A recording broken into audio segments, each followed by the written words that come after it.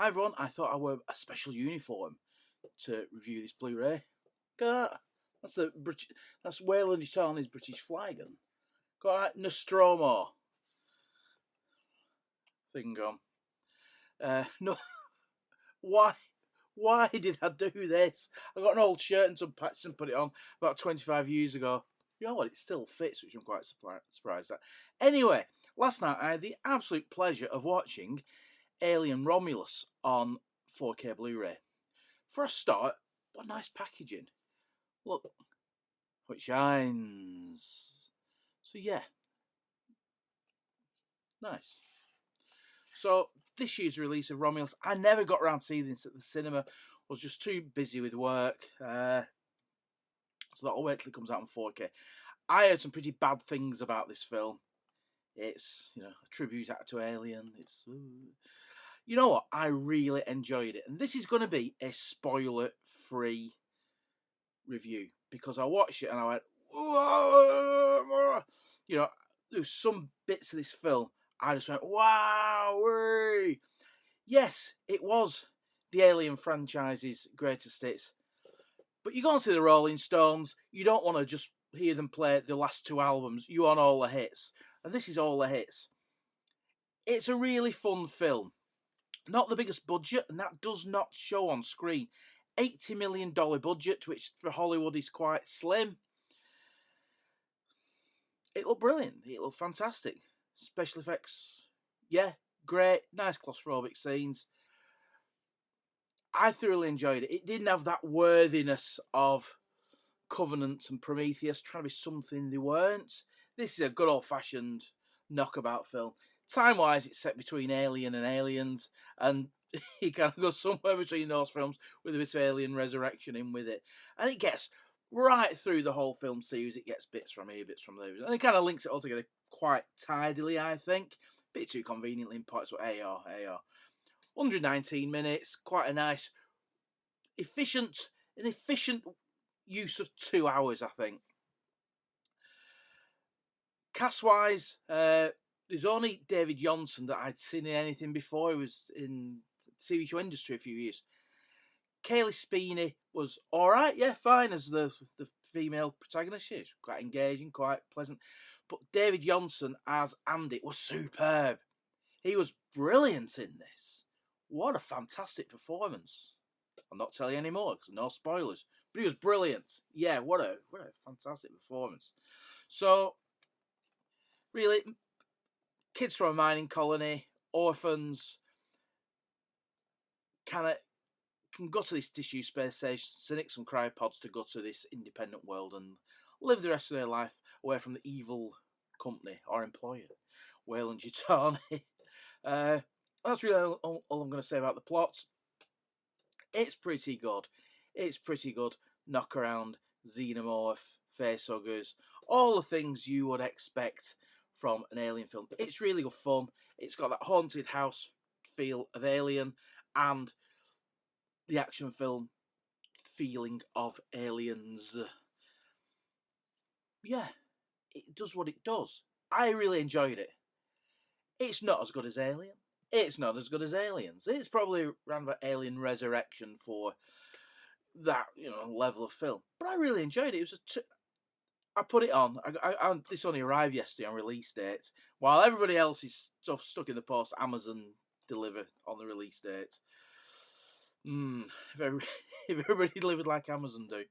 So, it came out yesterday. I was just going to put it on to test the disc, watch 5 minutes, and just sat there for 2 hours. And had a really good, enjoyable 2 hours. It's in Dolby Vision and Dolby Atmos. As with most digitally shot films, it looked lovely. Yeah. It was on Arri 35 film cameras. Yeah, and it looks as a modern film should look in 4K.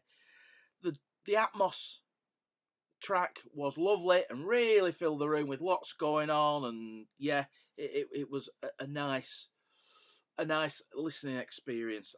I've not had a look at the extras yet. A bit late last night, so I didn't. It's a very dark film. Lots of flashing lights, lots of reds. So the Dolby Vision, yeah, give it that extra depth, made things, facial features when they emerge from the darkness. Nice, yeah. It is a 15 certificate. Fairly gruesome. Again, I don't know how BBFC get away with that. They probably think, oh, it's science fiction. It's fancy horror. No, there's still chest bursters and all that usual good stuff from Alien. I've read there was a lot of practical effects in this, both creature effects and some of the sci-fi spaceship effects. And it's great. It looks really nice. I can't fault the special effects, even for a fairly modestly, as by Hollywood standards, a fairly modestly budgeted film. Yeah, it's fine. As a viewing experience, it's fine. But I thoroughly enjoyed it. Fede Alvarez from Don't Breathe and Evil Dead, and produced by Ridley Scott, of course. Look, it got a real pan in. You know, maybe I've listened to The Critical Drinker too much. It doesn't really have the message in it. It's a modern Alien film. What I did like is a lot of people have mourned it was Alien franchise's greatest hits, but there were certain scenes where Kaylee Speeney was stood there with a rifle and kind of positioned similar to when Ripley had the rifle at the end of Aliens. Great. There's a big throwback to a lot of the imagery of Alien, and even some of the spaceship interiors look like the inside of Alien Resurrection. The name of the ship escapes me now, which were repurposed from the USS Saratoga sets from the much missed, the much maligned, and the much underrated Space Above and Beyond. So yeah, it's going to really bug me now. The Alien Resurrection. I'm going to look at. I'm actually going to look it up.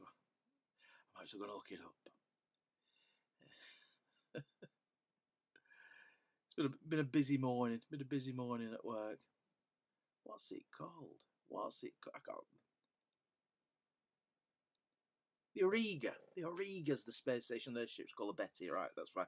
Yeah, a lot of the wider interior sets look like the inside of the Auriga, which I quite like, and it was very much a homage to the rest of the franchise, and they even link up to Prometheus and Covenant a little bit with some of the plot lines. They bring it all together. I would recommend it. Not for kids, even though it's a 15, it's fairly grisly. But do not underestimate it. Better than the last two, far more enjoyable, and far, there's none of this worthiness and where does mankind come from, and a lot of the semi-religious posturing that seemed to go on in Prometheus and Covenant. So yeah, very good, very, very enjoyable. This I had a wonderful 2 hours. So I picked it up for $24.99, which is the standard price for this. Unlike those penny pinchers at Warner Brothers, they do give an extra Blu Ray disc. So if you want to play it on another player, lend it somebody, you can do that as well. I do, like in this room, I've got a projector up there somewhere and a screen there. I don't have a 4K player up here. I just have a Blu Ray player. So having a Blu Ray player that I can watch it on this projector, yeah. I might want to watch it in the bedroom. We've got a Blu Ray player, not a 4K player. I don't know. You're missing a trick. Not putting a 4K in it.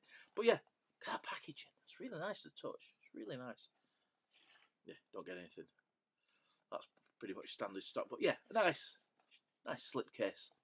Makes this a premium product. And as I said, I very much like it as a film. But anyway, Captain Dallas is calling.